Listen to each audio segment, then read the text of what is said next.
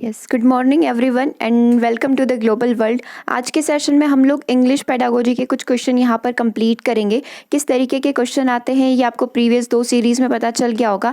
आज हमारा यहाँ पर थर्ड सेशन है, ठीक है, जो प्रीवियस 2 डेज से हमारी क्लासेस चल रही है। तो आज के सेशन में वही सेम प्रोसीजर रहेगा। आपको कुछ क्वेश्चन यहाँ पर दिए जाएंगे, हम लोग उनको डिस्कस करेंगे। At the last of the session हम लोग यहाँ पर इन्हीं क्वेश्चन का रिविजन करेंगे और कमेंट बॉक्स में जाकर आपको सारे ही आंसर्स को कमेंट करना है, ठीक है, ताकि साथ के साथ हमारा रिवीजन हो जाए, आपको बार बार ये चीज़ें रिवाइज करने की ज़रूरत ना पड़े।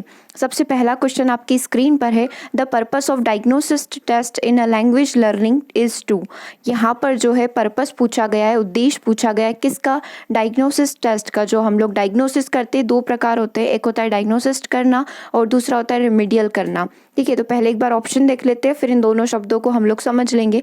सबसे पहला ऑप्शन है giving feedback to the parents in the PTM. जो पीटीएम होती है उसमें पेरेंट्स को फीडबैक मिल जाता है। क्या पीटीएम क्या होता है? पेरेंट्स मीटिंग ही होती है, ठीक है। तो वहाँ पर जो है फीडबैक मिल जाता है, प्रतिपुष्टि मिल जाती है।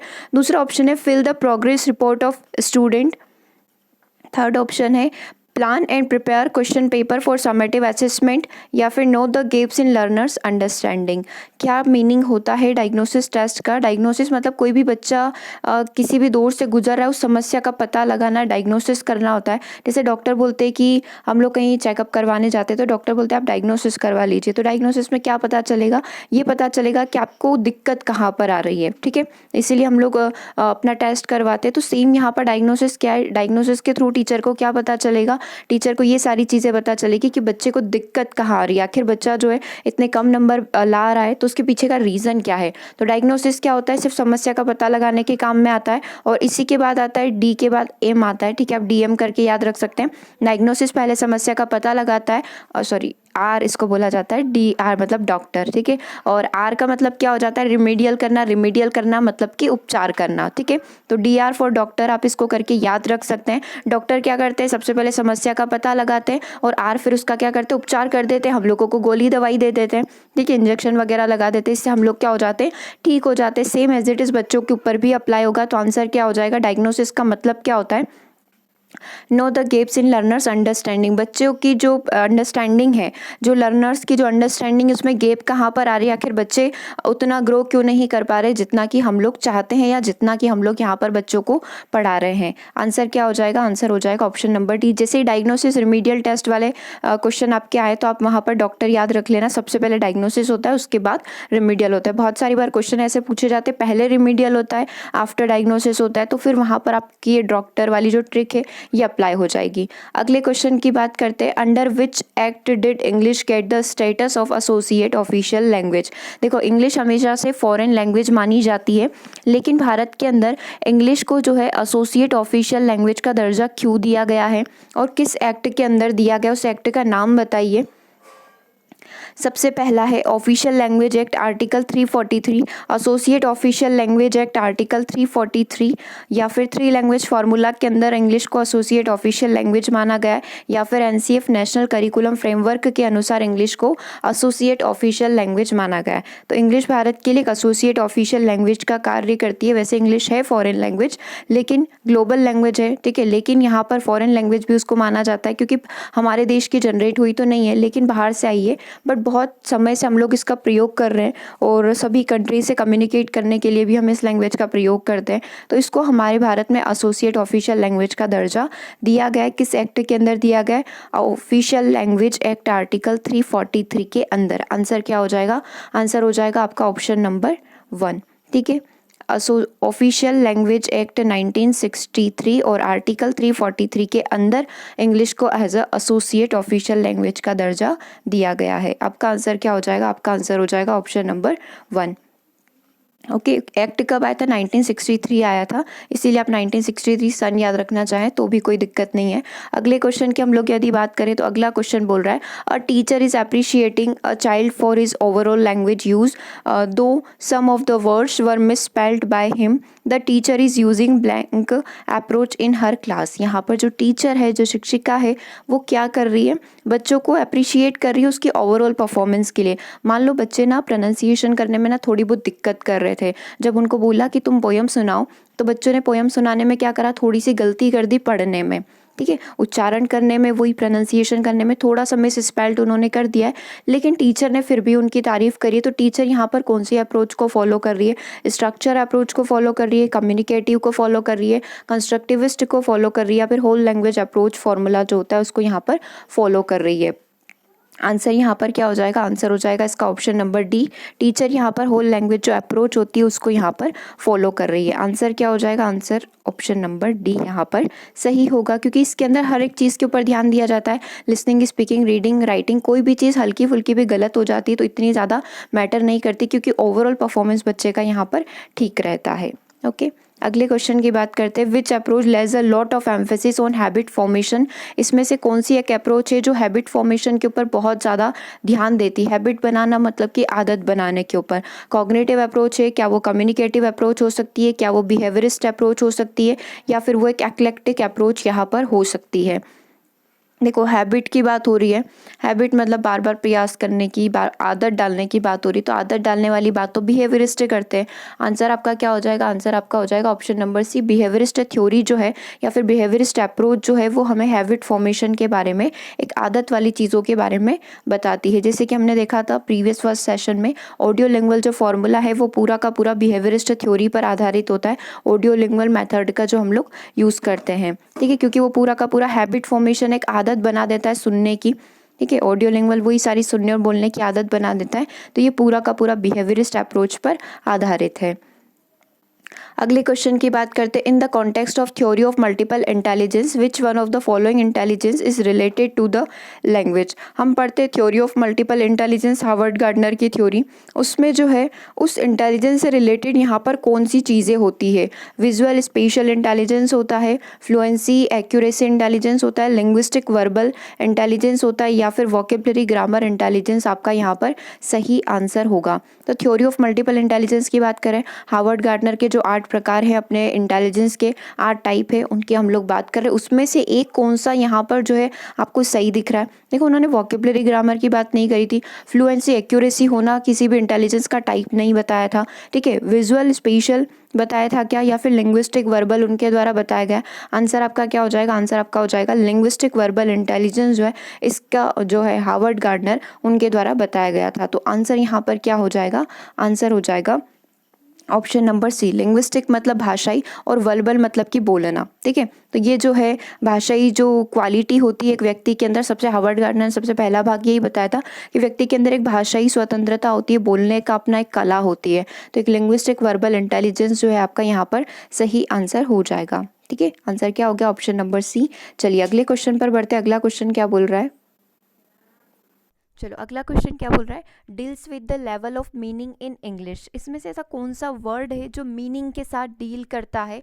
क्या वो सिंटैक्स है, क्या वो सिमेंटिक है, क्या वो कॉलोकेशन है, या फिर वो कॉलोक्विल है? तो चारों मीनिंग हमें पता होना चाहिए। सबसे पहले हम लोग आंसर देख लेते हैं।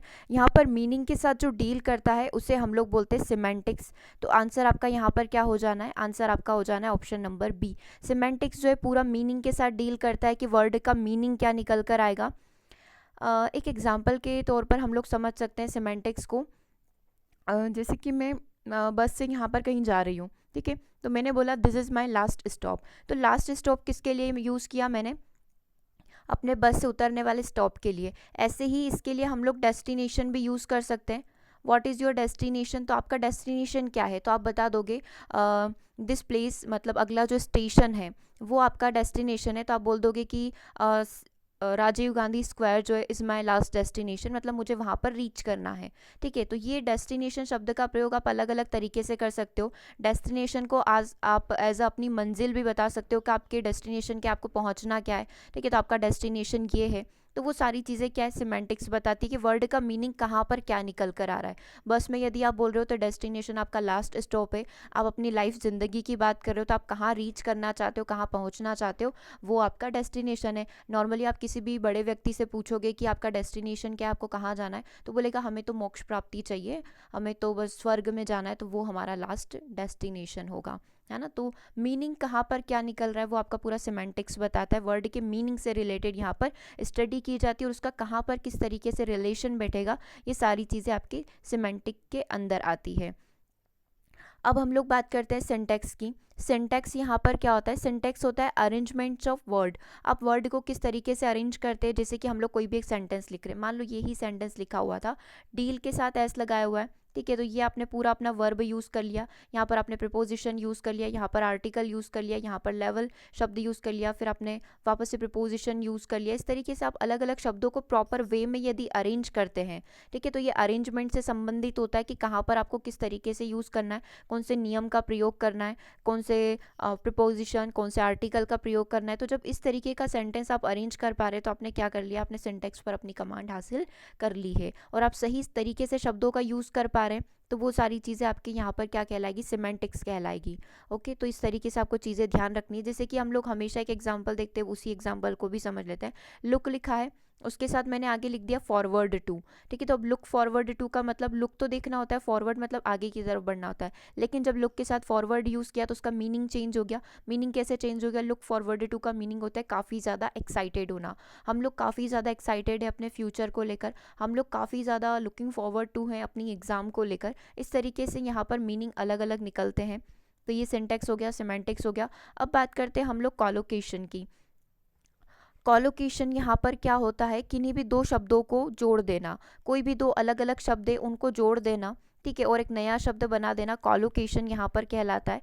जैसे कि हम लोग नहीं बोलते हैं, हम लोग बोलते हैं कि ये जो कॉन्सेप्ट है हमारा वो क्या है? क्रिस्टल क्लियर है, ठीक है। कॉन्सेप्ट कैसा है? कॉन्सेप्ट कैसा हो गया? क्रिस्टल और क्लियर हो गया। क्रिस्टल बिल्कुल साफ होता है, क्लियर भी मतलब साफ होता है, तो इन दोनों को मिलाकर हमें क्या पता चला? क्रिस्टल क्लियर का मतलब होता है बिल्कुल क्लियर है, कोई भी डाउट इसके अंदर नहीं है, ठीक है। एक हम लोग बोलते हैं पिन ड्रॉप साइलेंस बनाकर रखिए, तो पिन ड्रॉप दो अलग अलग शब्द है, पिन अलग शब्द है, ड्रॉप अलग शब्द है। जब इन दोनों को मिला दिया तो ये किसकी बात कर रहा है? पिन ड्रॉप बिल्कुल शांत माहौल बनाकर रखिए। ऐसे ही बहुत सारे एग्जाम्पल्स हैं, जैसे कि हम लोग बोलते हैं ना कि हम लोग अपना बेस्ट देने की कोशिश कर रहे हैं, तो वहाँ पर क्या शब्द यूज़ किए जाते हैं? दोनों अलग अलग है, लेकिन इन दोनों को मिलाकर बोला जाता है I am giving my best possible what ever I can. इस तरीके से शब्द प्रयोग करते हैं, तो मैं अपना बेस्ट पॉसिबल देने की यहाँ पर कोशिश कर रही हूँ कि मैं आपको सारे के सारे कॉन्सेप्ट यहाँ पर पढ़ा पाऊँ, ठीक है। I am making a bed, अब इसका मीनिंग क्या होगा? क्या मैं बेड बनाती हूँ? मैं बेड सेल करती हूँ क्या? बेड मतलब कि वो जो बिस्तर पलंग वाला। I am making a bed का मीनिंग क्या होता है? मैं बिस्तर जो है उसको सही कर रही हूँ। मान लो मैं बेडशीट बिछा रही हूँ, मैं बेड को अच्छे से सही कर रही हूँ, ठीक है, वो सारी चीज़ें कर रही हूँ। तो मेकिंग अ बेड का मीनिंग क्या होता है? मैं बेड अरेंज कर रही हूँ, बेड अरेंज कर रही हूँ मतलब मैं सोने की तैयारी करने से पहले हम बिस्तर को सही करते हैं ना, वो सारी चीज़ों का मीनिंग होता है मेकिंग अ बेड, ठीक है। एक हम लोग बोलते हैं आज का सेशन कैसा था? आज का सेशन गुड इनफ था, मतलब कि अच्छा था। तो ये गुड अलग शब्द है, इनफ अलग शब्द है, इन दोनों को हमने क्या कर दिया? इन दोनों को मिला दिया है। तो हमने क्या कर दिया? हम लोगों ने यहाँ पर कॉलोकेशन कर दिया है, ठीक है। इस तरीके से बहुत सारे चीज़ें होती है। I am doing my homework, इस तरीके से सारी चीज़ें, यदि दो शब्दों को हम लोग मिलाकर एक शब्द बना रहे हैं तो वो चीज़ें कॉलोकेशन कहलाती है। अब हम लोग यहाँ पर बात करते हैं कॉलिक्विल का मतलब क्या होता है। कॉलिक्विल एक साधारण भाषा होती है, एक इनफॉर्मल वे होता है बात करने का, बातचीत करने का एक इनफॉर्मल वे होता है, ठीक है। अब आप इसको कैसे समझ सकते हैं? ये हर एक कंट्री के अपने कुछ कॉमन वर्ड्स होते हैं, जैसे कि नॉर्मली हम लोग यूज़ करते हैं, नॉर्मली बच्चों को क्या बोला जाता है? चाइल्ड बोला जाता है, लेकिन अगर आप इसका कॉलोक्विल शब्द देखेंगे तो इसका कॉलोक्विल शब्द हो जाएगा किड, ठीक है। नॉर्मली किड बोलने वाली भाषा है, लेकिन सही शब्द बच्चों के लिए चाइल्ड का ही प्रयोग किया जाता है। तो ये सारे शब्द कॉलोक्विल शब्द के अंदर यहाँ पर कंसीडर किए जाते हैं, और इनका मीनिंग क्या होता है? कुछ ऐसे शब्द जो नॉर्मली प्रयोग किए जाते हैं, जिनका लिटरली आप मीनिंग देखने की कोशिश करोगे तो उनका रियल में कोई सेंस नहीं होता है, ठीक है। आई वाना टेक टी, अब मैंने कोई भी एक सेंटेंस बोला, आई वाना टेक टी। अब ये वाना कौन सा शब्द है? आप कोई डिक्शनरी में ढूंढ पाओगे इस शब्द को? नहीं ढूंढ पाओगे, क्योंकि ये कॉलिक्विल शब्द है। वाना का मतलब क्या होता है? वांट टू, ठीक है। और एक तरीके से ये भी लिखा जाता है, जैसे दो शब्द होते हैं, इसमें हम लोग हमेशा कंफ्यूज होते हैं। एक होता है वाना और एक होता है, इसको पूरा वाना नहीं बोलता, इट्स वाना, ठीक है, वाना बी। तो ये क्या है? वांट टू, और ये क्या है? Want to be. अब यहाँ पर क्या होता है? पूरे पूरे शब्द ना लिखते, इतने शॉर्ट शॉर्ट में लिख दिए जाते हैं। अब कौन वांट लिखेगा, वांट टू लिखेगा, तो जस्ट लिख देते हैं वाना। और वांट टू बी कौन लिखेगा, तो इसके लिए यहाँ पर इस शब्द का प्रयोग किया जाता है वाना बी। अब यहाँ पर क्या होता है? हम लोग नॉर्मली व्हाट्सएप, फेसबुक, इंस्टाग्राम वगैरह पे चैट करते हैं, तो इतनी लंबी लंबी चैट कौन लिखेगा? तो वहाँ पर हम लोग क्या करते हैं? छोटे छोटे शब्दों का प्रयोग करते हैं। लाइक आपका बर्थडे होता है तो हम लोग नहीं लिखते थैंक यू ऑल, तो ये पूरा लिखना पड़ता है हम लोगों को, थैंक यू ऑल। लेकिन यहाँ पर क्या होता है, हम लोग यहाँ पर यू ऑल ना लिखते हुए ये लिख देते हैं, बोलने में भी छोटा ही आता है थैंक यू ऑल, तो अपन पूरा यू नहीं बोलते, बस वाई का थोड़ा सा य टाइप बोल देते और पीछे बोल देते ऑल। तो ये यहाँ पर आप वाई ओ यू ना लिखते हुए वाई लिखकर इस तरीके से छोड़ देते हो और ऑल लिख देते हो, तो इसका मतलब ये हो जाता है you all, thank you all, है ना। तो इस तरीके से ये सारे शब्द क्या कहलाते हैं, ये सारे शब्द हमारे कॉलेक्वल कहलाते हैं। ठीक है, इस तरीके से क्या होता है, हम लोग अपनी जो बातचीत करने की जो टोन है उसको कम समय में ज़्यादा से ज़्यादा अपने विचारों को प्रस्तुत कर सकते हैं। ठीक है, एक गोटा भी होता है, गोटा तो बहुत यूज़ होता है। ठीक है, ये गोटा होता है, इसका मीनिंग होता है must, you must do it. इस तरीके से हम लोग पूरा गोटा शब्द यहाँ पर लिख देते हैं। ठीक है, इस तरीके से बहुत सारे वर्ड है, मतलब अनलिमिटेड वर्ड्स है, हर जगह अपने अपने कुछ नए नए शब्द होते हैं जहाँ पर हम लोग नॉर्मली चाइल्ड प्रयोग करते हैं, अदर जो है वो किड प्रयोग करते हैं, तो इस तरीके से बहुत सारे शब्द हैं। अभी क्वेश्चन में हमसे क्या पूछा गया था, लेवल ऑफ मीनिंग, तो इसका आंसर आपका क्या हो जाएगा, इसका आंसर हो जाएगा ऑप्शन नंबर बी, सिमेंटिक्स। ठीक है, अगले क्वेश्चन पर बढ़ते हैं। अगला क्वेश्चन क्या बोल रहा है, देखो अगले क्वेश्चन की बात करते हैं। Integrating semantics function as a part of grammar instruction requires student to focus on. यहाँ पर हम लोग क्या करते हैं, सिमेंटिक फंक्शंस को जो कि ग्रामर का पार्ट है, ठीक है, इनको इंटीग्रेट करने की कोशिश करते हैं। इंटीग्रेट करना मतलब सारी चीज़ों को ऐड करने की कोशिश करते हैं, जिसकी वजह से स्टूडेंट का फोकस किस चीज़ पर जाता है। सबसे पहला ऑप्शन है drills for the practice of grammatical structure, दूसरा है building fluency use rather than grammatical correctness, third option है accuracy of grammar use in a syntax formation, या फिर ऑप्शन डी है communication of meaning and accuracy of language. अब आप क्या कर रहे हैं, ग्रामर के जितनी भी चीज़ें हैं उनको इंटीग्रेट करके पढ़ा रहे हैं, ऐसा नहीं कि थोड़ा अभी पढ़ा दिया फिर थोड़ा नहीं पढ़ाया, थोड़ा को स्कीप आपने कर दिया, ऐसा नहीं कर रहे हो, आप सारी चीज़ों को इंटीग्रेट कर रहे हो। तो इंटीग्रेट करने से मतलब सारी चीज़ों को जोड़ने की यहाँ पर बात हो रही है, तो मतलब क्या करेंगे, हम बच्चों को इंटीग्रेट करके पढ़ा रहे हैं, तो बच्चों को क्या फ़ायदा मिलेगा, फोकस किस चीज़ के ऊपर रहेगा, फोकस रहेगा कम्युनिकेशन के ऊपर, communication of meaning and accuracy of language. बच्चा अच्छे से कम्युनिकेट कर पाए और उसके अंदर उस लैंग्वेज को लेकर एक्यूरेसी आ पाए। एग्जाम्पल यदि हम लोग इंग्लिश की बात करें तो इंग्लिश में कम्युनिकेशन अच्छे से हो पाए और एक्यूरेसी जो है बच्चे की वो बहुत अच्छे से बन पाए। ड्रिल्स का मतलब होता है चीज़ों रटवा देना, ड्रिल्स मतलब याद करवा ही देना उनको, है ना। और फ्लुएंसी की बात कर रहे हैं लेकिन ग्रामेटिकल करेक्टनेस को हमने छोड़ दिया है, तो ऐसा नहीं है। इंटीग्रेट करना मतलब कि हमारी जो चार स्किल होती है एल एस आर और डब्ल्यू, चारों के ऊपर क्या किया जाना चाहिए, फोकस किया जाना चाहिए। तो कम्युनिकेशन ऑफ मीनिंग, कम्युनिकेशन कब हो पाएगा, जब ये चारों चीज़ें बच्चे को आएगी, और एक्यूरेसी कब बन पाएगी, जब वो अच्छे से इन चारों जो फॉर्मेशन है, चारों जो स्किल है इसमें बातचीत कर पाएगा। आंसर क्या हो जाएगा, आंसर हो जाएगा ऑप्शन नंबर डी। अगले क्वेश्चन की बात करते हैं, the aim of mechanical drill. यहाँ पर जो मैकेनिकल ड्रिल है उसका एम क्या होता है, उसका लक्ष्य क्या होता है, strengthen the role learning capacity of the learner.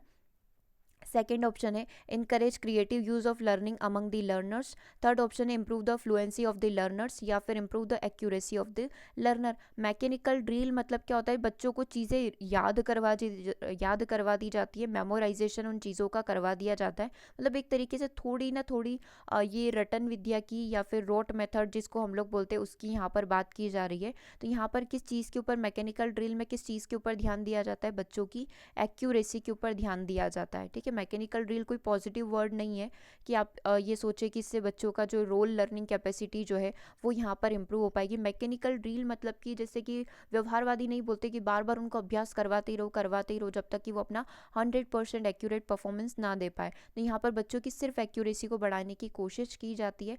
Answer again आपका क्या हो जाएगा, आंसर आपका हो जाएगा ऑप्शन नंबर डी। क्लियर हुआ।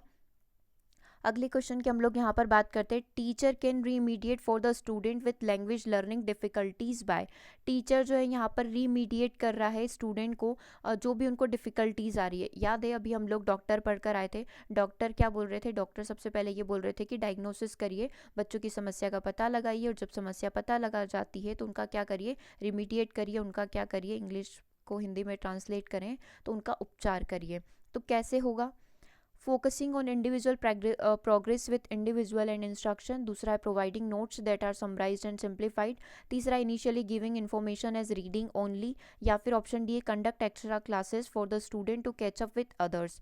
आंसर आपका क्या होना चाहिए, टीचर किस तरीके से रिमीडिएट कर सकता है लैंग्वेज लर्निंग डिफिकल्टीज को, तो focusing on individual progress with individual and instruction इसका यहाँ पर सही आंसर होगा। कैसे होगा? वो ऐसे होगा क्योंकि रिमीडियल करना है। तो अब ऐसा है कि डायग्नोसिस आपने कर लिया, मान लो 50 बच्चे थे, 50 बच्चों में से 30 बच्चों को 30 तो बहुत ज़्यादा हो जाते हैं, 20 बच्चों को कोई समस्या आ रही थी, 20 बच्चों का आपने डायग्नोसिस करा, आपको पता चला इसमें से 10 बच्चे ऐसे हैं जिनको बहुत ही ज़्यादा सहायता, एक्स्ट्रा हेल्प की नीड है। तो अब उन 10 बच्चों के ऊपर आप क्या करोगे? इंडिविजुअली ध्यान दोगे, उनकी प्रोग्रेस को यहाँ पर चेक करोगे और इंडिविजुअल इंस्ट्रक्शन के माध्यम से आप उनकी क्या करोगे? हेल्प करोगे, मदद करोगे। क्योंकि ये बच्चे ऐसे हैं जो क्लास में नॉर्मल 50 बच्चों के साथ बैठकर नहीं पढ़ सकते, इनको कुछ एक्स्ट्रा क्लासेस चाहिए होगी, इनको कुछ एक्स्ट्रा हेल्प चाहिए होगी, तो वो हेल्प आपको क्या करनी पड़ेगी? अलग से प्रोवाइड करनी पड़ेगी। और रिमीडियल टीचिंग उन बच्चों के ऊपर भी किया जाता है जो एक्सेप्शन केसेस होते हैं, जैसे कि कोई बच्चा जो है जिसको चीज़ें आपकी बिल्कुल समझ नहीं आ रही है, जिसको कोई भी डिसऑर्डर टाइप हो सकता है, तो इस प्रकार के बच्चों को फिर गाइडर या फिर जो काउंसलर्स होते हैं उनकी मदद से यहाँ पर उनकी समस्या का समाधान करने की कोशिश की जाती है। डिपेंड करता है सिचुएशन के ऊपर। सिचुएशन सामान्य है तो टीचर हैंडल कर लेगा, अगर टीचर हैंडल नहीं कर सकता है तो फिर काउंसलर वगैरह की यहाँ पर हेल्प ली जाती है। ओके, तो इसका आंसर क्या हो जाएगा? इसका आंसर हो जाएगा ऑप्शन नंबर 1। चलिए, सेशन में मैं आपको थोड़ा सा थ्योरी ऑफ मल्टीपल इंटेलिजेंस के बारे में बता देती हूँ। उसके थोड़े से इंग्लिश में नेम हमें पढ़ना है, क्योंकि सीडीपी में हम लोगों ने हिंदी में भी पढ़े थे और इंग्लिश में भी पढ़े थे, लेकिन यदि यहाँ पर हार्वर्ड गार्डनर की थ्योरी का क्वेश्चन आया तो थोड़ा सा हम लोग यहाँ पर उसको इंग्लिश में देख लेते हैं। देखो, यहाँ से हम लोग स्टार्ट करते हैं, फर्स्ट से स्टार्ट करते हैं। यहाँ से स्टार्ट करते, ये सबसे पहला जो प्रकार है ये भाषाई वाला होता है। यही हमसे पूछा गया था कि कौन सा होता है, तो हमने बता दिया था कि लिंग्विस्टिक वर्बल एबिलिटी एक व्यक्ति के अंदर हो सकती है। यहाँ पर व्यक्ति क्या है? बोलने के लिए सही शब्दों का प्रयोग करता है। ऐसा नहीं कि कुछ भी शब्दों का प्रयोग करा, मतलब उसका जो बोलने का तरीका है, उसकी जो बोलने की टोन है वो बहुत ही ज़्यादा अच्छी है। प्रॉपर वे में व्यक्ति बोलता है, सही शब्दों का प्रयोग करता है। सामने वाले को ऐसा नहीं लगता है कि ये शब्द इसका गलत है या फिर सामने वाले को उस चीज़ से हर्ट हो जाए, इस तरीके के मतलब प्रॉपर शब्दों का प्रयोग करता है। चलो एक काम करते हैं, इन 8 क्वालिटीज़ के अंदर आपको क्या लगता है कि आपके अंदर कौन सी क्वालिटीज़ है, वो आप हमें कमेंट करके बताएंगे। ठीक है, हर एक व्यक्ति के अंदर एक क्वालिटी होती है और कोई भी ये नहीं कहेगा कि मेरे अंदर कोई भी क्वालिटी नहीं है। इन 8 में से कोई ना कोई क्वालिटी होगी। ठीक है, और कोई नहीं तो बॉडीली काइनेस्थेटिक हम लोग फिजिकल एक्टिविटी तो कर ही सकते हैं, राइट। तो ये एक लिंग्विस्टिक है। फिर इसके अंदर स्पेशल जो होता है, जिसे हम लोग देशिक बोलते हैं, इसमें आप विजुअलाइजेशन जो है बहुत अच्छे से कर सकते हैं।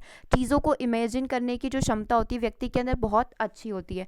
जैसे कि मोनालिसा की जो पेंटिंग है, बनाने वाले ने उसको कैसे बनाया था? गणित के अंदर हमने पढ़ा था कि पूरी जो फिबोनाची सीरीज़ है उसके माध्यम से वो पेंटिंग बनाई गई थी, तभी वो दिखने में इतनी ज़्यादा अट्रैक्टिव लगती है। तो इस प्रकार से आप किसी भी चीज़ को पेंट कर पा रहे हैं या फिर कोई भी चीज़ कर पा रहे हैं, आप वास्तु कोई भी हम लोग बोलते हैं ना मूर्ति वगैरह बना पा रहे हैं, तो उसके लिए हमारे अंदर कौन सी क्वालिटी होना चाहिए? हमारे अंदर स्पेशल देशिक क्वालिटी यहाँ पर होना चाहिए। फिर आता है नेचुरलिस्टिक। व्यक्ति काफ़ी ज़्यादा नेचुरल है, काफ़ी ज़्यादा प्रकृति प्रेमी है, नेचर को बहुत ज़्यादा लव करता है, उसकी केयर करता है, तो ये नेचुरलिस्टिक है। ये सभी में है, ये तो सभी में होगी। इसके साथ आपके अंदर कौन सी है वो आपको बताना है। बॉडीली काइनेस्थेटिक, हम लोग फिजिकल एक्टिविटी करने में बहुत अच्छे हैं, अच्छे से सारी एक्टिविटी कर लेते, रनिंग करना, डांसिंग करना, ये सारी चीज़ें हमारी फिजिकल एक्टिविटी के अंदर आती है। म्यूजिकल हो ना हो कोई दिक्कत नहीं है, किसी के अंदर गाने वाली बहुत अच्छी, संगीत में बहुत अच्छी कला होती है। लॉजिकल मैथमेटिकल, हम लोग काफ़ी ज़्यादा तार्किक होते हैं, लॉजिकल होते हैं, गणितीय समस्याओं को सॉल्व करना हमें पसंद होता है, ये हमारी एक क्वालिटी होती है, ये भी हर एक व्यक्ति के अंदर होती है। इंटरपर्सनल होता है। इंटरपर्सनल क्या होता है? आप लोगों से मिलना जुलना, उनसे बातचीत करना, उनकी परेशानी सुनना, उनकी समस्या को सुनना, उसको सॉल्व करना, अपनी समस्या दूसरों के सामने पेश करना, इस प्रकार के व्यक्ति है ना, तो आप लोग क्या हैं? आप इंटरपर्सनल हैं। आप इंट्रापर्सनल है, मतलब आप ज़्यादा किसी से बातचीत नहीं करते, आप खुद में रहना पसंद करते हैं। It's not a bad thing कि आप ज़्यादा किसी से बातचीत नहीं करते हैं, बस आप अपने विचारों को अपने तक ही सीमित रखते हैं, अपनी बातें दूसरों के साथ शेयर नहीं करते हैं। तो आप किस टाइप के पर्सन हैं? आप यहाँ पर इंट्रापर्सनल हैं। आपके अंदर कौन सी क्वालिटी है? आपके अंदर इंट्रापर्सनल क्वालिटी है। तो टोटल ये 8 जो इंटेलिजेंस के टाइप है, ये किसके द्वारा बताए गए? हार्वर्ड गार्डनर के द्वारा बताए गए। You just have to comment कि आपके अंदर यहाँ पर कौन सी है। बहुत सारे स्टूडेंट के अंदर संगीतमय होगी, लॉजिकल मैथमेटिकल होगी, इंट्रापर्सनल होगी, इंटरपर्सनल भी व्यक्ति यहाँ पर होंगे, लिंग्विस्टिक होंगे, नेचुरलिस्टिक होंगे, म्यूजिकल होंगे, बहुत सारी क्वालिटीज़ आपके अंदर हो सकती है, राइट। चलिए आगे बढ़ते हैं। चलिए, it's time to do the homework. सबसे पहला क्वेश्चन आपकी स्क्रीन पर था, the purpose of diagnosis test in the language learning is to. Diagnosis test का मतलब क्या होता है ये आपको यहाँ पर बताना था। ABCOD ऑप्शन आपके सामने है। ओके, अगले क्वेश्चन की बात करते हैं, under which act did English get the status of associate official language. 1963 act था, वो कौन सा वाला था? ए, बी, सी और डी ऑप्शन में से आपको एक सिलेक्ट करना है। अगले क्वेश्चन की बात करते हैं, teacher is appreciating a child for his overall language use, though some of the words are were misspelled by him, the teacher is using approach for her class. बच्चे ने क्या करा, कुछ शब्दों को वहाँ पर गलत बोल दिया, लेकिन टीचर फिर भी उसको अप्रिशिएट कर रहा है, उसकी प्रशंसा कर रहा है। तो टीचर किस अप्रोच को यहाँ पर यूज़ कर रहा है? अगला है, which approach lays a lot of emphasis on habit formation. हाँ, ये भी कर लिया था ना, सारे क्वेश्चन कर लिए थे, आज कोई स्किप नहीं किया। किस हैबिट के ऊपर यहाँ पर जो है ज़्यादा वर्क करते हैं, कौन सी अप्रोच जो है हैबिट के ऊपर ज़्यादा जोर देती है? अगला है थ्योरी ऑफ मल्टीपल इंटेलिजेंस, है ना। इसमें आपसे पूछा गया था कि जो है यहाँ पर इंटेलिजेंस जो है लैंग्वेज से रिलेटेड है, क्या वो विजुअल स्पेशल हो सकता है, फ्लुएंसी एक्यूरेसी होती है, लिंग्विस्टिक वर्बल होता है, या फिर वोकेबलरी ग्रामर होता है। अगला है बैनिशिंग मदर टंग, यहाँ पर जो है बैनिशिंग कर दिया जाता है मदर टंग का, मतलब मदर टंग को हटा दिया जाता है, जो मातृभाषा है उसको हटा दिया जाता है। तो वो कौन सी मेथड है? क्या वो डायरेक्ट मेथड है, क्या वो बाइलिंगुअल मेथड है, क्या वो ग्रामर ट्रांसलेशन मेथड है, या फिर वो नेचुरल मेथड है? तो इसमें आपको बताना है कि किस में मदर टंग जो है उसको पूरी तरीके से हटा दिया जाता है, और जिस लैंग्वेज में बच्चों को यूज़ करना होता है भाषा का, उसी भाषा का यहाँ पर प्रयोग किया जाता है। ठीक है, इसका आंसर यहाँ पर क्या होगा? Banishing mother tongue. बैनिशिंग का मतलब क्या होता है? अपनी जो मातृभाषा उसके प्रयोग को ना करते हुए, मान लो आप फ्रेंच सीख रहे हैं, तो आपको डायरेक्टली बात भी फ्रेंच में ही करना सिखाई जाएगी, कोई ट्रांसलेशन यहाँ पर प्रयोग नहीं किया जाएगा। तो इसका आंसर क्या होगा? इसका आंसर हो जाएगा आपका ऑप्शन नंबर 1, डायरेक्ट मेथड का प्रयोग यहाँ पर किया जाता है। ठीक है, अगले क्वेश्चन की बात करते हैं, deals with the level of meaning in language. यहाँ पर जो डील करता है मीनिंग के साथ, कौन है वो? सिंटैक्स है, सिमेंटिक्स है, कॉलोकेशन है, या फिर कॉलोक्विल है। आप चाहें तो इन चारों के मीनिंग भी अपनी ऑन लैंग्वेज में कमेंट बॉक्स में जाकर कर सकते हैं। अगला क्वेश्चन है, integrating semantics function as a part of grammar instruction require student to focus on. जब ग्रामर को एज अ इंटीग्रेटेड वे में पढ़ाया जाता है सारी चीज़ों के ऊपर ध्यान रखकर, तो इसका मीनिंग यहाँ पर क्या होता है? अगले क्वेश्चन की बात करते हैं, एम ऑफ मैकेनिकल ड्रिल। जो मैकेनिकल ड्रिल है उसका एम यहाँ पर क्या होता है? यदि थोड़ा सा फास्ट हो रहा है तो आप वीडियो को बीच में रोक सकते हैं, अपने हिसाब से ऑप्शन पढ़ सकते हैं, फिर आप यहाँ पर आंसर कर सकते हैं। ठीक है, अगले क्वेश्चन की बात करते हैं, the teacher can remediate for the student with language learning difficulties by. Teacher जो है बच्चों को रिमीडिएट कैसे कर सकता है उनकी लैंग्वेज लर्निंग डिफिकल्टीज़ को? इसका आंसर आपको करना है। चलिए, सेशन को हम लोग यहीं ओवर कर रहे हैं, मिलते हैं अगले सेशन में। इवनिंग 6 PM आपका सेशन रहेगा, जिसमें आपकी EVS की स्पेशल क्लास रहेगी, तो आप उसे ज़रूर अटेंड करिएगा। Okay, thank you for watching.